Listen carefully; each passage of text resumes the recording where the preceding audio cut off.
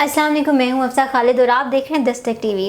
नाज़रीन, आजकल हमारी वर्किंग रूटीन कुछ इस तरह की बनी हुई है जिसमें हमारी फ़िज़िकल एक्सरसाइज तो बिल्कुल भी नहीं होती और हम जब अपने ऑफिसेज़ में बैठे हों या किसी और भी जगह हम किसी ऑर्गेनाइजेशन में काम कर रहे हो तो हमारा काम आजकल बैठकर लैपटॉप के आगे काम करने के अलावा और कुछ भी नहीं होता और इसी वजह से बहुत से लोग कमर दर्द की शिकायत भी करते हुए बहुत ज़्यादा हमें नज़र आते हैं। आज हम इस हवाले से बात करेंगे डॉक्टर काब से। डॉक्टर काब, सबसे पहले तो welcome to Dastak TV. Doctor काब, मैं आपसे, जैसे मैंने अभी जिक्र किया है कि हर बंदा कमर दर्द की शिकायत करता हुआ हमें आजकल नज़र आता है, तो जैसे कि मैंने अभी इस बात को मेंशन किया है कि हम हर वक्त बैठ कर काम करते रहते हैं, क्या यही एक मेन रीज़न होती है हमारी कमर दर्द की? Thank you so much Hafsa, that is very admirable कि आप यहाँ पे आई और आपने इंटरव्यू किया। अच्छा, दो तीन रीजंस हो सकती हैं इसकी। सबसे पहले तो एक आपने जो पॉइंट आउट किया कि हम लोग ज़्यादा बैठ के जो काम कर रहे होते हैं, एक रीज़न है। उसकी कुछ बायोमैकेनिक्स इस तरह होती है कि हम लोग जब बैठते हैं ज़्यादा तो हमारा जो पेरिफॉर्मिस एक मसल होता है बिल्कुल हमारे हिप्स के नीचे डीप पड़ा हुआ होता है, तो उसके नीचे से शायटिक नर्व गुजर रही होती है। तो उस प्रोलॉन्ग सेटिंग की वजह से, मतलब 8-9 घंटे आप बैठे काम कर रहे हैं, तो वो जो मसल होता है वो शायटिक नर्व को इम्पेंज कर देता है, जिसकी वजह से पूरी over the course of nerve pain एक रेडिएट करती है, जिसे हम कहते हैं कि रेडिएटिंग पेन ये शायटिका हो गई। ठीक है, एक तो ये रीज़न हो गया। दूसरा रीज़न ये होता है कि इसके अंदर हम जो पेशेंट है या कोई भी बंदा है, तो हम उसकी ना बॉडी मैकेनिक्स, उसके पोस्चर और उसकी एज फैक्टर, इन तीन चीज़ों को नॉर्मली नोट करते हैं। फ़र्ज़ करें अगर उसका पोस्चर ख़राब है, ठीक है, पोस्चर ख़राब होने की वजह से सिर्फ उसकी कमर में दर्द नहीं होगा बल्कि पेरिफॉर्मिस के नीचे से नर्व भी इम्पिंज होगी और जिसकी वजह से फिर पूरी टांग में दर्द जाएगी। फ़र्ज़ करें अगर उसकी वो एज फैक्टर ज़्यादा है, मतलब फ़र्ज़ करें हमारे खातून, घर की खातून जो होती हैं यूजुअली काम कर के और मतलब उनके वैसे ही बॉडी पेन जो होती हैं वो बहुत ज़्यादा होती हैं, तो अब उसके अंदर होता क्या है कि जब आपकी एज फैक्टर ज़्यादा हो जाता है ना, तो अब आपकी जो पेन की सेंसिटिविटी है एक तो वो ज़्यादा हो जाती है। ठीक है, आपको पेन हो रही है तो आपको बहुत ज़्यादा फील होएगी। ठीक है, और उसके अलावा आप अगर कोई ना कोई इसके साथ एनॉमली चल रही है, मतलब कोई डिजीज़ चल रही है, जैसे ओस्टियोआर्थराइटिस हो गया, रूमेटॉइड आर्थराइटिस हो गया, या वैसे कोई डिजेनरेटिव चेंजेस जिस तरह 40 के बाद औरतों में आना शुरू हो जाती हैं क्योंकि एस्ट्रोजन लेवल्स कम हो जाते हैं, तो उसकी वजह से डिजेनरेटिव चेंजेस होने की वजह से हमारे वर्टेब्रास, मतलब स्पाइन होती है हमारी, स्पाइन के अंदर वर्टेब्रास हैं और वर्टेब्रास के दरम्यान में कुशनिंग होती है, मतलब दो वर्टेब्रास ऐसे लगे हुए हैं, दरम्यान में कुशनिंग है। अब डिजेनरेटिव कोई डिजीज़ चल रही है या ओवर द कोर्स आप 40 से अबव क्रॉस कर गए हैं, तो डिजेनरेशन वैसे ही बहुत ज़्यादा कॉमन हो जाती है। तो उसके अंदर होता क्या है कि हमारे वो जो डिस्क होती है ना, डिस्क की एक कवरिंग होती है एनुलस पल्पोसिस के नाम से, तो वो थोड़ी सी ना रस्टी होना शुरू हो जाती है, जिसकी वजह से वहाँ पे अगर थोड़ा सा प्रेशर पड़ा, प्रेशर किस तरह पड़ता है, मतलब उन्होंने बेंड किया, बेंड करके कुछ उठाया और जब वो वापस अपनी जगह पोजीशन पे वापस आई, तो जी ये अगर डिस्क की पोजीशन है तो जब उन्होंने बेंड किया तो यूं होगी, तो पीछे प्रेशर बहुत ज़्यादा बिल्ड हो गया। अब बहुत ज़्यादा प्रेशर बिल्ड होने की वजह से जो न्यूक्लियस पल्पोसिस उसके अंदर होता है ना, वो ऊज आउट कर जाता है, मतलब बाहर आ जाता है। जब वो बाहर आता है तो फिर वो इम्पेंज करता है नर्व को। अब दो जगह पे नर्व इम्पेंजमेंट होगी जिसकी वजह से आपकी बैक पेन होती है। तो ये लोगों को खुद क्लासिफाई होना चाहिए कि उनकी नर्व इम्पेंजमेंट किस वजह से हो रही है। या तो उनकी नर्व इम्पेंजमेंट हो रही है वर्टेब्रल कॉलम में से, मोस्ट कॉमन रीजन होते हैं L4 L5 या L5 S1, ठीक है, इन दोनों रीजन्स के अंदर यूजुअली नर्व इम्पेंजमेंट होती है। या फिर उनकी नर्व इम्पेंजमेंट हो रही है बैक ऑफ द थाई और आपके जो ग्लूट्स हैं, हिप्स हैं, उसके दरम्यान में जो पेरिफॉर्मिस पड़ा हुआ है वहाँ से। मोस्ट प्रॉब्ली दोनों जगह इम्पेंजमेंट हो सकती है। उसके मतलब और ज़्यादा बड़े पैथेटिक से साइड इफेक्ट्स हैं और बड़ी एक्सक्रूशिएटिंग से पेन होती है जो कि नाइफ लाइक पेन है और अनबेरेबल होती है। अब ये सारे रीजंस हैं जिसकी वजह से होती है। इसको हम डायग्नोज किस तरह कर सकते हैं? मैं आपको डायग्नोसिस का तरीका बताता हूँ। हम लोग एक मतलब यूजुअली तो सेटअप के अंदर हम लोग एक टेस्ट करते हैं, SLR, straight leg raise. Straight leg raise में हम लोग देख लेते हैं कि उसकी एक्टिव और पैसिव रेंज कितनी है। मतलब फ़र्ज़ करें अगर एक लंबर का पेशेंट है, लंबर मतलब कमर दर्द का पेशेंट है और उसने इसी तरह किया कि कोई चीज़ झुक के उठाई या कहीं गिर गया और फिर उसके बाद उससे खड़ा नहीं हुआ गया या पीछे कमर में दर्द शुरू हो गई जिसकी वजह से वो पेन पूरी रेडिएट कर रही है, तो उसका टेस्ट ये होता है कि हम उसको लटाते हैं, सीधा लटा के एक टांग, यूजुअली वो या तो एक टांग में दर्द है वो कंप्लेन करेगा या फिर दोनों टांगों में दर्द कंप्लेन कर देगा। ठीक है, तो जिस टांग में हम दर्द होगी हम उस टांग को हम कहेंगे कि बिल्कुल सीधी उठाएं, रेस करें। तो फॉर डिस्क हर्निएशन जो आपका क्राइटेरिया होता है वो 30 to 60 डिग्री उनकी एक्टिव रेंज नहीं होनी चाहिए। मतलब वो खुद 30 से 60 डिग्री के दरमियान में सिर्फ रहें, इससे ज़्यादा ना उठाएं और पेन एक्सक्रूशिएट करना शुरू कर जाए, एग्रीवेट हो जाए। तो ये क्राइटेरिया होता है यूजुअली डिस्क बल्ज या डिस्क हर्निएशन को चेक करने का।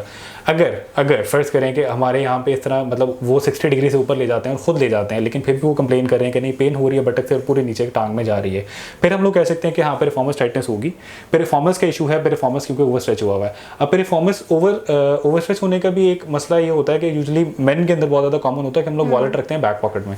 अब जब वो बैक पॉकेट पे रखते हैं तो हमारा बिल्कुल पेरिफॉर्मस, जब हम बैठते हैं एक तो पेरिफॉर्मस पे प्रेशर आ गया, पेरिफॉर्मस पे प्रेशर आया तो उसने शार्टिंग नर्व कंप्रेस कर दी। दूसरा ये होता है कि हमारी जो बॉडी का नॉर्मल पोस्चर बैठने का होता है वो खराब हो जाता है। मतलब हम लोग बैठे हैं और एक साइड से हमारी हिप एलिवेट हुई हुई है, दूसरी साइड से डिप्रेस हुई हुई है, जिसकी वजह से हमारा जो नॉर्मल कर्वेचर स्पाइन का होता है ना वो खराब हो जाता है। हम अक्सर कहते हैं कि स्कोलियोसिस हो गया या एस शेप्ड का होगी स्पाइन की। तो ये सेकेंडरी कंडीशंस हैं, उसके साथ साथ लीड करती भी जाती हैं। लेकिन हम नॉर्मली अगर सिर्फ बैक पेन और रेडिएटिंग पेन की बात करें तो सिंपल डायग्नोसिस इसका यही है कि हम एसएलआर करके देख लेते हैं, उसके बाद इन्वेस्टिगेशंस करा लेते हैं फॉर कंफर्मिंग। एक्सरे करा लिया कि स्पेस कितनी रिड्यूस हुई हुई है वर्टेब्रास के दरमियान में, या फिर हम लोगों ने एमआरआई करा लिया। अगर पेन स्केल पे आपकी पेन जो है वो 8/10 है या 7/10 है तो हम लोग एमआरआई यूजुअली एक रिकमेंड कर देते हैं कि आप करा लें। तो एमआरआई से कंफर्म हो जाता है कि हर्निएशन कितनी है, लैमिनल स्पेस कितनी रिड्यूस हुई हुई है और डीकम्प्रेशन हम लोगों ने मतलब कितनी करनी है। और कंजर्वेटिव मैनेजमेंट इसके अंदर होता ही है कि सबसे पहले तो आप मेडिसिन या फिजियोथेरेपी से मैनेज करते हैं पेशेंट को, मतलब अक्यूट पेन के अंदर जब वो आता है। तो अक्यूट पेन के अंदर क्राइटेरिया जो बुक्स कहती हैं वो ये कहती हैं कि आपने कम से कम भी 6 महीने का क्राइटेरिया पूरा किया होना चाहिए कंजर्वेटिव मैनेजमेंट में, जिसके अंदर आपकी मेडिसिन और फिजियोथेरेपी है। उसके अंदर ट्रैक्शंस देते हैं हम लोग, पेन मैनेजमेंट होती है। पेन मैनेजमेंट होने के बाद फिर उसके बाद हम लोग उसकी स्ट्रेंथनिंग पे जाते हैं, लेकिन पहले पेन मैनेजमेंट करते हैं फिर स्ट्रेंथनिंग पे जाते हैं। तो अगर तो 6 महीने का क्राइटेरिया आपका पूरा है, मतलब आपने 6 महीने ट्रीटमेंट करा लिया और आप बिल्कुल ठीक हो गए उस तरह से तो फिर न्यूरो सर्जरी या सर्जरी कंसल्ट की जरूरत नहीं पड़ती। इन केस आपके पेन स्केल पे आपके जो रेटिंग है वो 8/10 है या 9/10 और इतनी एक्सक्रूशिएटिंग पेन है कि आपको रात को नींद में नहीं आ रही, तो फिर हम लोग कहते हैं कि आप एमआरआई कराएं और न्यूरो सर्जरी कंसल्ट ले लें। उसके अंदर डीकम्प्रेशन डायसेक्टमी से मतलब ज़रूरी होता है, या और वेज जो भी एक न्यूरो सर्जन वो बता सकता है। तो यूजुअली मतलब जो पहले वाले 6 महीने होते हैं इसके अंदर आप कभी भी कोताही ना करें।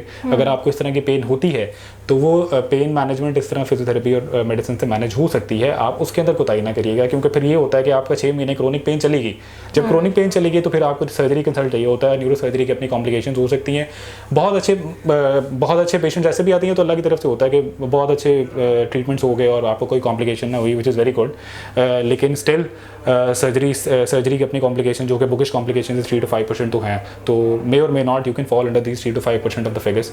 तो इस चीज़ के लिए एक मेरा मैसेज तो ये होगा कि आपको जब भी बैक पेन हो तो एज सून एज पॉसिबल आप कंसल्ट करें, ताकि उसी टाइम पे वो इशू एड्रेस हो जाए। अगर उस टाइम पे एड्रेस ना हुआ तो फिर वो कॉम्प्लिकेट कर जाएगा और ultimately you have to bear the consequences. अच्छा, इसका जिस तरह से ट्रीटमेंट किया जाता है, कुछ एक्सरसाइजेज होती हैं, इसमें कुछ मूवमेंट्स बताई जाती हैं पेशेंट्स को, क्या वो हमें डेमो आप दिखा सकते हैं? मैं बिल्कुल डेमो दिखा सकता हूँ। एक हमें मॉडल चाहिए होगा। अच्छा, ये हमारे सब्जेक्ट हैं, जिस तरह आप सीधे लेट जाइए, मैं आपको डायग्नोसिस और इसके जो नॉर्मली एक्सरसाइजेज होते हैं स्ट्रेंथनिंग प्लान की वो मैं बता देता हूँ। तो अब हम सपोज कर लेते हैं कि इनकी राइट लेग में पेन रेडिएट कर रही है, ठीक है। तो हम इन्हें कहेंगे कि आप टांग उठाएं, ठीक है। ये अभी फिलहाल 60 से अबव जा रही है तो विच इज़ नॉर्मल, लेकिन अगर इनकी पेन रेडिएट कर रही होगी तो ये यहाँ तक एक्टिव लेके जाएंगे विच इज़ 30 और 40 के अराउंड अबाउट, ठीक है। इससे ज़्यादा अगर मैं इनको पुश करूँगा ऊपर तो इनसे मतलब जो है ना पेन, वो बहुत ज़्यादा पेन की कंप्लेन करेंगे over the course of sciatic nerve और पूरी टांग में पेन जाएगी, ठीक है। उसके अलावा हम लोग एक सिंपल पेरिफॉर्मस का स्ट्रेच दे के देख लेते हैं। अगर तो वहाँ पे पेन है तो उसमें सिंपल कुछ नहीं करना होता, थोड़ा सा बेंड करें और इस तरह, ये एक सिंपल स्ट्रेच है। इसके अंदर हम देख लेते हैं अगर तो वो कंप्लेन करते हैं कि पेरिफॉर्मस बिल्कुल बटक के नीचे उनको पेन आई है बहुत ज़्यादा, तो हमें पता लग जाता है कि पेरिफॉर्मस के नीचे जो है वो कंप्रेशन है। तो ये नॉर्मल डायग्नोसिस का बहुत सिंपल सा तरीका होता है। अगर आपने हिप असेस करनी है तो वो डिफरेंट तरीके होते हैं, मतलब आप उसकी मोबिलिटी जॉइंट कैप्सूल की असेस कर लेते हैं, थोड़ा सा इस तरह मोबिलिटी चेक करके, फिर उसके बाद आप नीज के साथ असेस कर लेते हैं, बिल्कुल बॉडी इसके जो नी की बॉर्डर लाइन होती है जॉइंट की, और फिर उसको इनवर्ड और इन्वर्जन और एक्स्ट्रावर्जन में मूवमेंट करा के तो हम लोग इसके नी असेस कर लेते हैं कि एटलीस्ट यहाँ पे तो कोई अनॉमली नहीं आ रही। उसके अलावा हम लोग जो नॉर्मली एक्सरसाइजेज रेकमेंड करते हैं, हम लोग रेकमेंड करते हैं पेन मैनेजमेंट के बाद। पेशेंट कंप्लाइंस पे डिपेंड करता है पेन मैनेजमेंट किस तरह होती है। पेशेंट की पेन अगर ज़्यादा है तो उसके अंदर 2 हफ्ते भी लग सकते हैं, 3 हफ्ते भी लग सकते हैं। 3 हफ्ते या 2 हफ्ते तक हम लोग कोई उसको एक्सरसाइज नहीं कराएंगे माँ सवाई स्ट्रेचेस के और सिंपल पेन किलर्स के जो हम लोग घर में ऐड करेंगे। इसके अंदर एक चीज़ आप याद रखिएगा कि पेशेंट कंप्लायंस बहुत ज़्यादा ज़रूरी होता है। पेशेंट कंप्लायंस किस तरह ज़रूरी होता है कि अगर आपको डॉक्टर कह रहा है कि आपने घर जाके ये वाली मेडिसिन खानी है, ठीक है, तो और वो कहें कि नहीं सिर्फ मुझे मतलब फिजियोथेरेपी से ही आराम आ जाएगा, तो ऐसा कुछ नहीं होता। हमारे सेंट्रल नर्वस सिस्टम में एक साइकिल होता है पेन स्पैज्म का। मतलब आपको पेन हो रही है तो आपको और स्पैज्म होगा, और पेन होगी और स्पैज्म होगा। तो मतलब ये एक साइकिल है, विशियस सा साइकिल है और ये चलता रहता है। हम लोगों ने क्या करना होता है कि हम लोगों ने ये साइकिल ब्रेक करना होता है। मतलब मोडालिटीज़ लगा दी पेन मैनेजमेंट के लिए फिजियोथेरेपी के अंदर आके, तो उस टाइम तो पेन रिड्यूस हो गई, ठीक है, आपका स्पैज्म कम हो गया। लेकिन जब हम घर कहते हैं कि आप ये वाली मेडिसिन खाएं तो वो इसलिए होती हैं ताकि during the course of 24 hours जब आपने अगला विजिट करना है तो उससे पहले पेन ना हो। वो पेन नहीं होगी तो स्पैज्म दोबारा नहीं आएगा, ठीक है। तो हम लोगों ने वो 48 आवर्स के लिए कम से कम ब्रेक करना होता है। जैसे ही वो ब्रेक हो गया और उनकी पेन रिड्यूस होना शुरू हुई, फिर उसके बाद हम देखते हैं कि कहीं बॉडी पे कोई ऐसा स्पैज्म तो नहीं बना हुआ। लोअर बैक पे हो सकता है, आपके बैक ऑफ द थाई पे हो सकता है। फिर हम उस स्पैज्म को ट्रीट करते हैं बाय पेन किलर्स और मोडालिटीज़। फिर जब वो स्पैज्म ट्रीट होना शुरू हो जाता है, फिर उसके बाद हम देखते हैं कि यार कहीं पे स्टिफनेस तो नहीं है। फिर हम लोअर बैक और फिर लोअर लेग को असेस करते हैं। तो during the course of treatment आपकी कम से कम 3 असेसमेंट्स हो जाती हैं बार बार कि इंप्रूवमेंट कितनी है और कहीं पे कोई और एनॉमली तो नहीं रहेगी।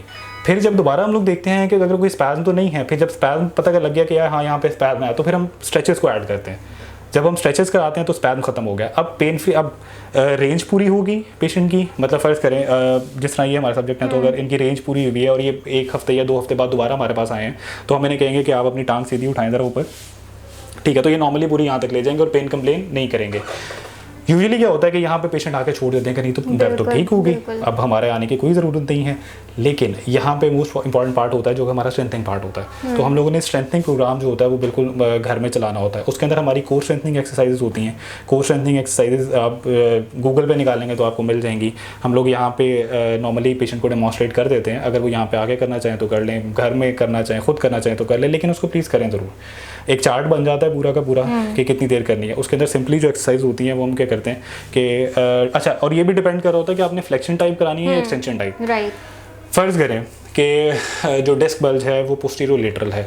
इसका मतलब ये है कि डिस्क बल्ज जो एनुलस पल्पोसिस आपका बाहर आया हुआ है डिस्क में से, वो आपका पोस्टीरियर साइड से बाहर आया हुआ है। तो उसके अंदर 90% ऑफ द केसेस के अंदर पोस्टीरियर लेटरल प्रोट्रूजन्स होती हैं। उसके अंदर हम लोग सिवाय एक्सटेंशन टाइप एक्सरसाइजेस के कोई हम लोग रिकमेंड नहीं करेंगे, कोई फ्लेक्शन टाइप एक्सरसाइज नहीं करेंगे क्योंकि वो पेन एग्जैजरेट कर देगी। आप ज़रा उल्टा लेटे, मैं आपको बता देता हूँ।